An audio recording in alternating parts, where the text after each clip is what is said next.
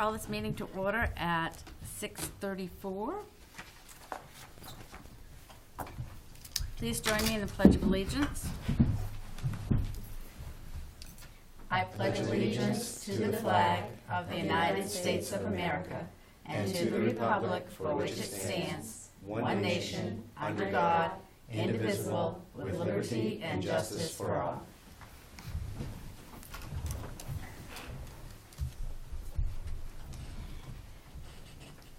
Thank you. Adjustments to the agenda. Members of the board, we have no adjustments tonight for the first time in recent memory. Yeah. Item D, the approval of minutes for September 22nd, 2015.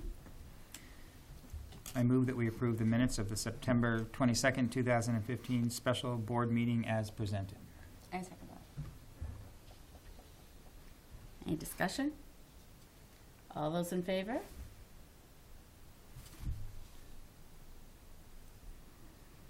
Item E, communications and correspondence. Other than the email that you all received today, I do not have any written correspondence for you.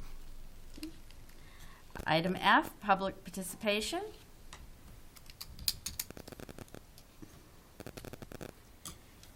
Item G, administrators' reports.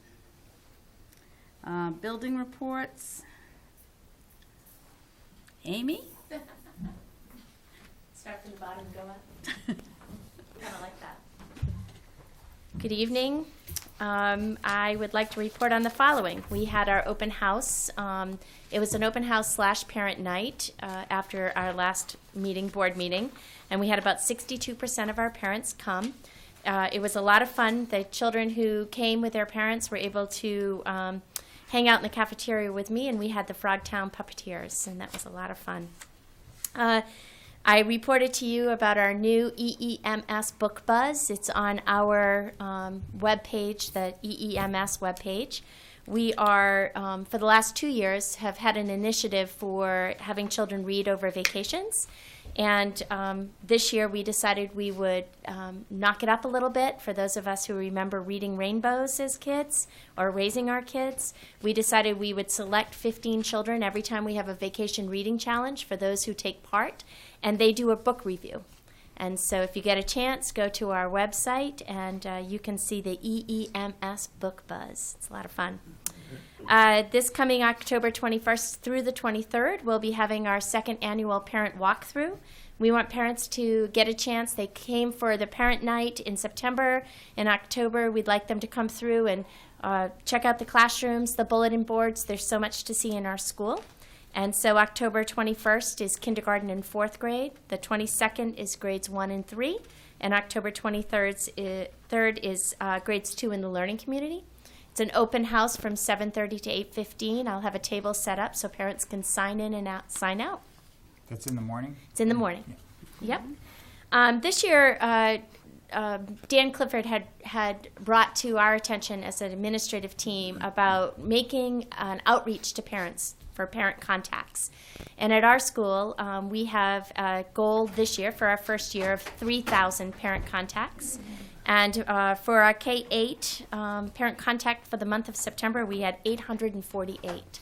What we're encouraging teachers to do is reach out and, just reach out when there isn't something going on, to reach out and let their parents know how kids are doing and talk about any issues that are coming up, but also talk about the great things that are happening. I gave you our fall iReady results for K through 8. We think we did really well, holding what we learned last year through the year. So it's our screening, our universal screening.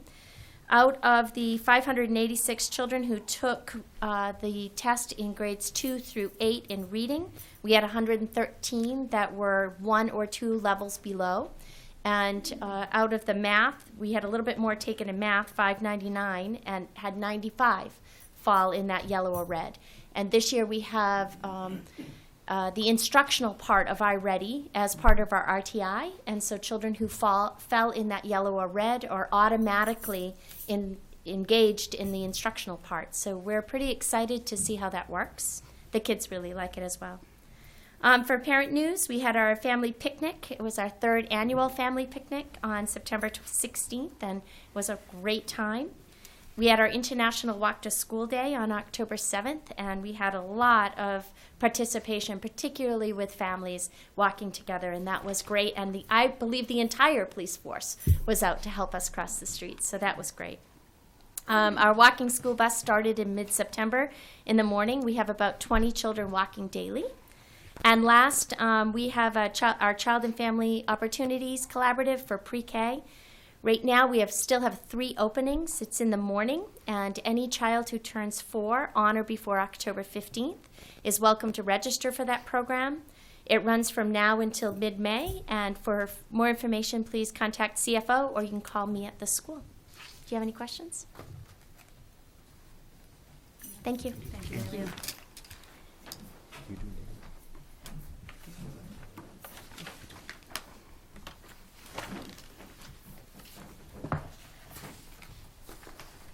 So good evening. Mr. Clifford couldn't be here tonight, so I'm filling in for him. Not to copy Amy or anything, but our first thing to talk about here was parent contacts. And that was one of Mr. Clifford's goals when he did take the position to institute as many parent contacts, both positive and improving, as he could. The school-wide goal is 5,000. For the month of September, we actually had 1,957. And we were amazed by that. That's emails, one-on-one conversations, phone calls, and the faculty and staff has really stuck with that. A lot of that's the teaming with the freshman and sophomore teams and the junior and senior teams, and he was shocked, to be honest with you, in talking about it. So we're pleased with that. And of course, the school-wide goal is to recruit as many 8th grade students to come to EHS as possible. We've talked about that. And we figure the best way to reach that goal is to have parents and guardians recruit in the communities for us. Parents and guardians of students we have right now that have good relationships with us and feel comfortable talking to us will help our recruiting efforts. And we understand this and want to communicate with them as much as we can to ensure their child is having a positive experience. 9th grade teachers attended the Building Assets Reducing Risk Conference in Portland last October 6th and 7th, otherwise known as a BAR conference, and that was Kristen Dubois and Becky Boudreau. This federal program recruits schools to institute their 9th grade program of tracking student progress and building relationships with their students and parents and guardians. Over 100 educators were there from states, not only from Maine, but California, Minnesota, Pennsylvania, and South Carolina. It was a 2-day conference, and our 9th grade team is receiving more feedback from these 2 ladies to decide if they're interested in bringing this program to EHS. So we'll have more about that at a later date. Tomorrow is the day that juniors and sophomores in our school will take PSATs. So Mrs. Homich has that all set up. The juniors and sophomores will take them all morning. The test is about 4 hours long, so there'll be a special bell schedule. The seniors are going to be doing some work within the school. They'd hoped to do some community service around the community. That didn't work out for several reasons, so they're going to be doing some work in the school. And the freshmen will stay on campus for some teaming activities in the morning, and then we'll run a regular schedule in the afternoon. Some important dates in October. October 27th is the HCTC principals meeting. October 28th, we have a security building walkthrough with the police. And October 30th, on Halloween Eve, is the end of the first quarter. And that's all we have. Do you have any questions? Okay, thank you. Thank you. Did you get a copy of this, Dan? We got it. We've got it. Thank you. Thank you. Mr. Newitt.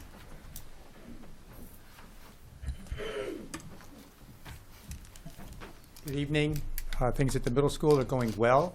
The teachers at our school are using the iReady data that Mrs. Roper spoke about, and we're using that to cluster students into what we call our RTI, or Response to Intervention groups. So the data is very useful, not just to say this is where you're at, but this is how we're using the data. This month seems to be really big on field trips, and it's kind of great because most of these field trips are right in our local community, with some a little further afar. grade 5 spent a day last week at Woodlawn doing 6 different learning stations about Woodlawn, about agriculture. Great trip. I got to go there for a little bit. Grade 6 is going to Woodlawn tomorrow to do a tour as well as a writing assignment based on an artifact they see there from times long ago, and then compare it to a comparable artifact, or not artifact, but something that we use today. 7th grade went to the Cole Museum today to interview veterans, which they do on an annual basis, and then write an essay about what they've learned from veterans. 5th grade just got back from Portland about now. Half the 5th grade went today, half the 5th grade will go tomorrow to the Gulf of Maine Marine Institute, and that's an all-expense-paid trip through a grant that our students partake in, and again, they get to actually do real research, which is a pretty neat thing.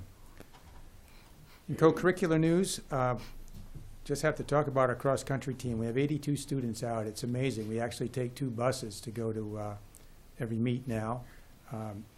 About half of those are 5th grade students, so opening that up to that grade level has really engaged those 5th graders. That fall season with soccer and cross-country will conclude next week on the 22nd, and awards nights will follow. For winter sports, we have a vacancy for JV cheerleading. We also have an 8th grade yearbook advisor position that's open, and people can certainly apply for those. Applications are on the ellsworthschools.org website. We do have a new food corps representative. Her name is Ali Mediate, and she's volunteered her time to start a garden and cooking club at the school, and we have about 12 students that have taken part in that. No cost to us. In parent news, progress reports for the first trimester go home this coming Monday. Also, the test results from the MEA test that students took last spring will also go home. School pictures are on October 20th for grades 5 to 8. The next parent volunteer training is October 22nd in the library at 6. And we have our fall conferences on Tuesday and Thursday, October 27th and 29th. We would greatly appreciate a phone call from parents to set up a time to meet. All good here. Thanks. Thank you. Jim. Mrs. Bowles? Good evening. It's been a busy month at HCTC as well. First, parents were notified in September about our standardized tests that we give at HCTC. We give the SRI and the AccuPlacer, which is the placement test for students going to the community college. Those tests have all been administered, and makeups were actually given this morning. And staff dug into the data for the first time Friday during PLCs, and we're working on setting some school-wide goals around the information we receive from that data. I am going to the Blue Hill School Board meeting tomorrow night. The Blue Hill School Board has asked me to present a little bit about our school and what our school has to offer and how they can better engage people in their community to have access to HCTC. So I'm going to do a presentation about our programs, how they've changed over the last few years, and answer questions that their board may have. Caterpillar Clubhouse opened today. It's always an exciting day. We had 15 3-, 4-, and 5-year-olds come this morning. Only a couple of tears on a few of their behalfs, missing moms, but for the most part it went very, very well. Our students got their CPR First Aid Red Cross certification last Friday, so they were up and ready to go this week. Also, Brookside Restaurant opened last week, and we had our largest turnout ever last Wednesday, which was really exciting. We also had Senator Langley brought the leadership task force that the state has right now to HCTC the day before the restaurant opened. So they put on a wonderful meal for Senator Langley and that group on Tuesday, and then Brookside opened on Wednesday. And then they put together appetizers and desserts for the EHS homecoming dance that Saturday night. So the culinary students were very busy this past week. We're very excited to announce that we are going to have a fall middle school technical camp Saturday, November 7th, after we had a successful spring one last year for the first time. Registration forms we're hoping will go out Thursday or Friday of this week. And again, we'll open it up to 5th through 8th graders and try to give slots 1st to 7th and 8th graders first. and then try to accommodate as many 5th and 6th graders as we can after that, depending on signups. You should have received also in the email your formal invitation to our fall advisory dinner and meeting. This is an event that we have to have annually. By law, CTE schools have to do this. So this is a night when we have a dinner for everyone that attends. I do a brief presentation about things that we're working on in the school the upcoming year, and then business people break and go to their programs. School board members that I've attended in the past have floated around and kind of checked in and popped in on the different meetings to kind of see what they're about and learn. So all of you are more than welcome to attend. Please let me know if you would like to. Finally, 2 other upcoming events. Mr. Clark mentioned we have the principals meeting October 27th. All of the county high school principals will be coming to HCTC so we can collaborate and talk about proficiency-based and also get our calendars in alignment for the rest of the year. And we are still looking for a RN to fill our CNA clinical supervisor position. We're getting down to the wire on that, so we're hoping that we can get someone to apply for that position. We are flexible. We do need someone 3 mornings a week, but we can be flexible about which days of the week that is. So if anyone's interested, please call me at HCTC. Any questions? Okay, thank you. Thank you, Amy.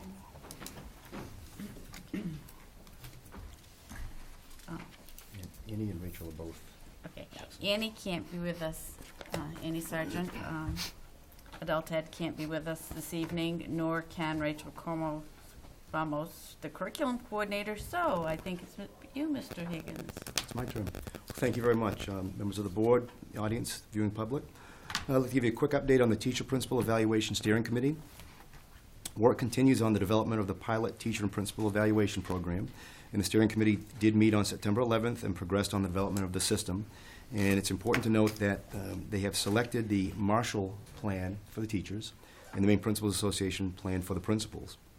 Now, the system that's being developed has 3 major components: professional practice component, impact on student learning component, which is contingent upon student data, and a professional growth and improvement plan. In addition to finalizing the system components into the pilot form, the committee is working on necessary training for staff and who are going to participate in the system. And we'll be working with other Hancock County school systems on that training. We found out this week that we're eligible for, and we're going to receive a $4,600 grant that will help us in the training and implementation of that program. So we're really looking forward to that work, and that committee, again, is going to meet tomorrow. So there'll be more information on that coming. I'd like to talk a little bit about school and community spirit. My wife and I had the opportunity to attend the first annual homecoming tailgating event this past Friday with a football game with Holton. We were both very impressed with the spirit and support shown to the team, the school, and the community. It's amazing the number of parents and friends that came out to bring food, put their energy, put their work and effort out there to make an event in a very heavy rainstorm go off very well. It's really nice to see, and I think it's another indication of where the Ellsworth School Department is headed, particularly with that community support. Pleased to report on some new hires for the Ellsworth School Department. We have 2 ed techs at HCTC. One is Jen Beal, who's a .5 full-time equivalent academic ed tech, and Marie Barnes, who will serve as an ed tech full-time.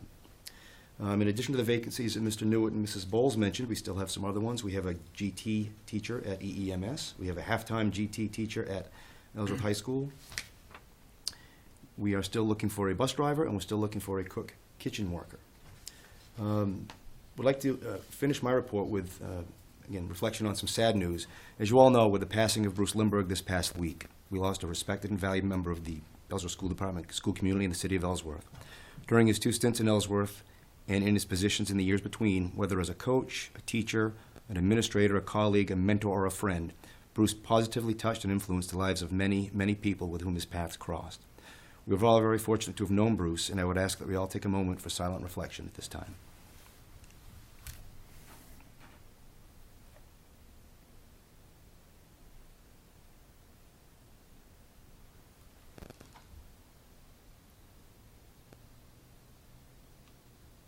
Thank you.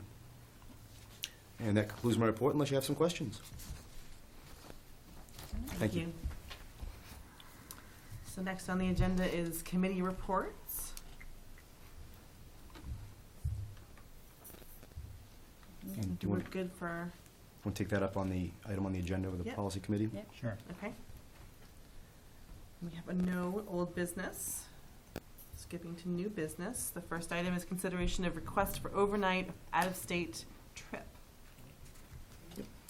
And this is for annual trip, a Melmax Boston Maine College trip. We have a practice of having you approve overnight and out-of-state trips. So Mrs. Wright is here to talk a little bit about that and answer any questions you may have. Hello, different hat tonight, Mel Matt coordinator, so, but it's still a trip. Mel Matt, I know. Melmax purpose and the grant's purpose is to give kids the opportunity to explore post-secondary opportunities, whatever that might be. And one of the best practices is to take them to visit colleges, tech centers, those types of experiences. So last year our focus was all schools within Maine. And this year we rotate back into going to Boston and southern Maine. So we would be leaving next Wednesday morning at 7 a.m. on a charter bus, and our first stop is at Tufts University, where Tyler Beardsley is, so we're hoping to have Tyler come visit us, and go for a tour and a lunch. And then we continue into Boston and arrive at Northeastern for a tour and dinner. And that evening we're going to take them down. They really enjoyed walking around Faneuil Hall because we try to expose them to the culture as well of being in a city and at city schools. Obviously, and then we're staying at the Constitution Inn, which is right in downtown Boston, I'm told, somewhere.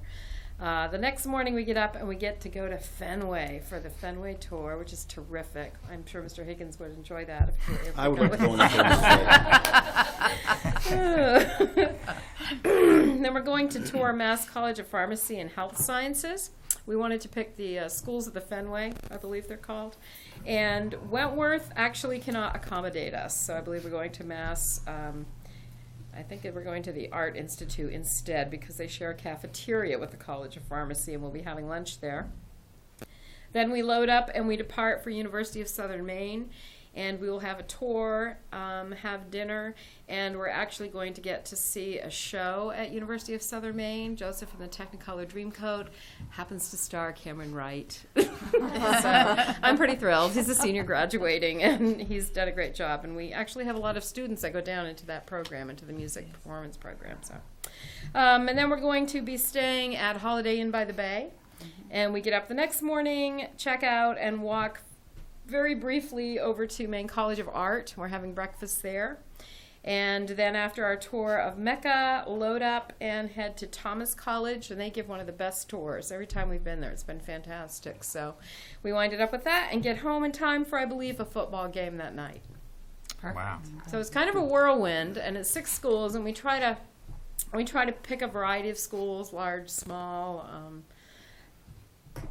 Depends on what works out with the schools and what they have going on. So, but we think that's a good cross section, and we have 44 students signed up with a waiting list. Wow. What grades yeah. are the students? This is aimed mostly at juniors and seniors, and if we fill up with them, then we don't open it. And this time we have a waiting list, and it's a lot of seniors, a lot of seniors going, and that's why we try to do this early on in the year, so they still have time to make choices and apply to some of these schools. And that's exactly what happened last time we went, is we actually had some students that hadn't even thought of going to the city or hadn't thought of Northeastern or Fisher last time we went to, and we've had a number then apply and be accepted, so that became one of their choices. Nice. So it's a great trip. I move that we approve the request for overnight out-of-state trip for students to visit colleges as presented. I second that. Any discussion? All in favor? Thank you very you. much. Thank you. Thank you. All right. The next item is election of delegate and alternate to MSBA Delegate Assembly. Okay, and that's at the conference, which is taking place next week after next. And Paul, I believe you're the only one that's going to be able to Yep. attend. So Okay. you may have an opportunity to be the delegate. All right. Well, I'll gladly step up for that role. All right. You did it last year too, right? Are you familiar with? Yes, I did do it last year. You're right. So do you want to make Okay. a nomination? I move that we confirm the superintendent's nomination of Paul Marcosian as a delegate to the MSBA Delegate Assembly. I second. Any discussion? Just a point of order. That is actually your nomination. That shouldn't be in there. That's your nomination, not mine. Okay. Okay. All right, So just go with Brenda's motion and Marcia's second. perfect. Good. Any discussion? All in favor? Thank you.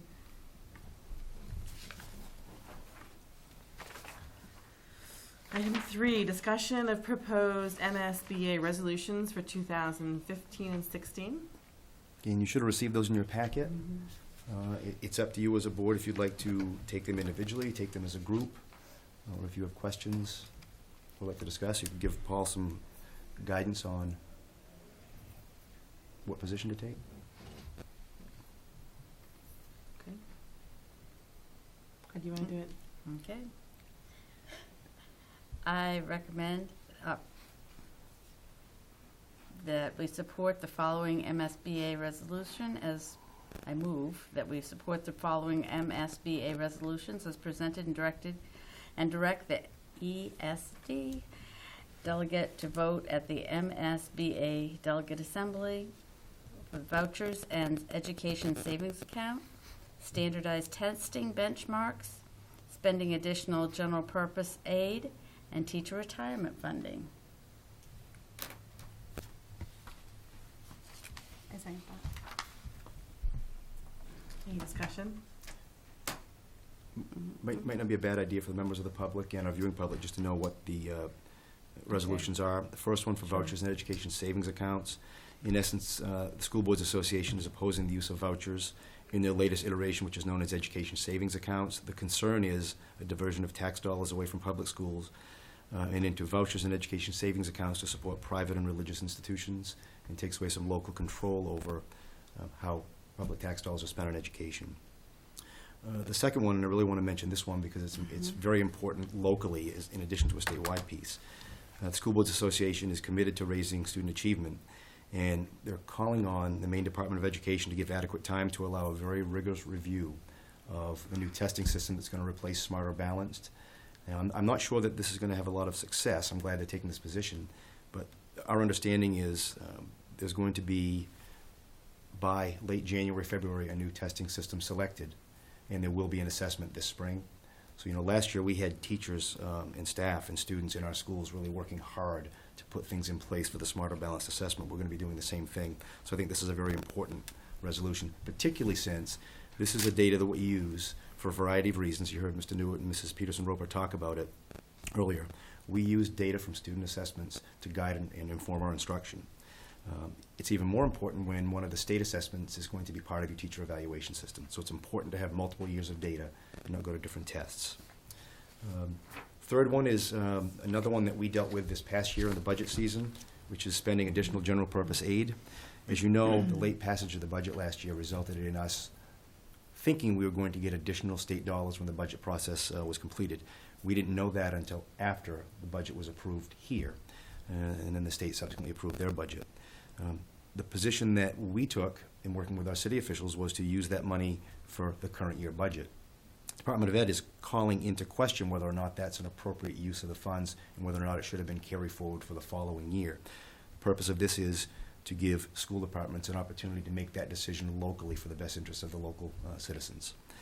And the last piece, you've heard this one before, is teacher retirement funding. When Maine State Retirement went into being years ago, it was funded through the state's general fund over the past 2-3 years at a cost of about $30 million annually, and it's projected to be $38 million next year. That has been transferred into the state's essential programs and services funding model. So instead of that being funded completely through the state's general fund, again, it's all tax dollars, we understand that, but instead of being funded through the state's general fund, it comes into the EPS formula, which has a sharing of local and state costs. So local school districts are picking up a cost through the school budget they've never had before. So that's a position the School Boards Association is taking on all 4 of those. So I appreciate you letting me put that out there for the public. Thank you for, Expounding, yeah. explaining those. Thank you, Dan. Is there any further discussion? Hearing none, we'll move to a vote. All in favor? Thank you. Item 4, discussion and consideration of Mel Matt Grant submissions. And this is similar to what Mrs. Wright just presented on for the trip, but there's a little bit of a twist on it. This is a Mel Matt Grant for CTE schools. And what we have before us tonight is what's known as a pre-planning phase of the grant. It's an opportunity to put together a pre-planning team, which Mrs. Bowles and her staff at HCTC have done, to apply for a $3,000 grant to do planning. Through that planning phase, if it's successful with that, then the larger grant comes about. And again, it's a very similar purpose. It allows us to take our students and any students that attend HCTC and pursue post-secondary educational opportunities. Not only four-year schools, but two-year schools, internship opportunities. We think it's a great opportunity for students that attend our schools, Ellsworth students and students who come here from our other communities. And if you have specific questions, Mrs. Bowles is here to answer those questions tonight. I move that we authorize the submission of the Mel Matt Grant as presented and recommended by the superintendent. I second that. Any discussion? All in favor? Thank you. Thank you. Item 5, first read of emergency evacuation and lockdown drills policy EBCB. So this is a policy that the policy committee developed, and we are presenting it to the board for a first read. I move that we accept the first read of the emergency evacuation and lockdown drills policy, EBCB, as recommended by the policy committee. I second that. Any discussion? All in favor? Thank you. Item 6, appointment of school health advisor. As you know, this is a statutorily required position. Dr. Whitaker did it for us last year. She's unable to this year, so Dr. Douglas McGregor will step up. I move to approve the appointment of Dr. Douglas McGregor as the Ellsworth School Department Health Advisor. I second that. Any discussion? All in favor?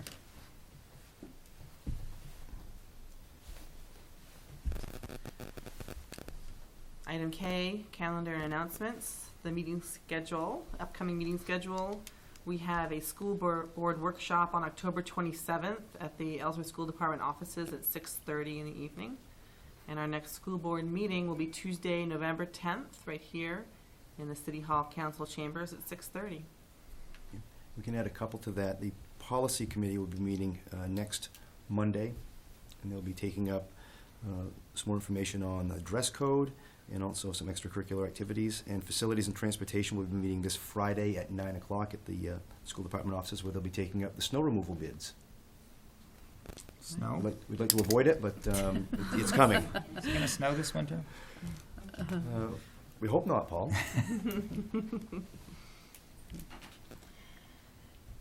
All right. Having no further business, I move that we adjourn the board meeting. We need a second on that. I second that. Sorry. Any discussion? All in favor? Thank you. Wow. 7:03.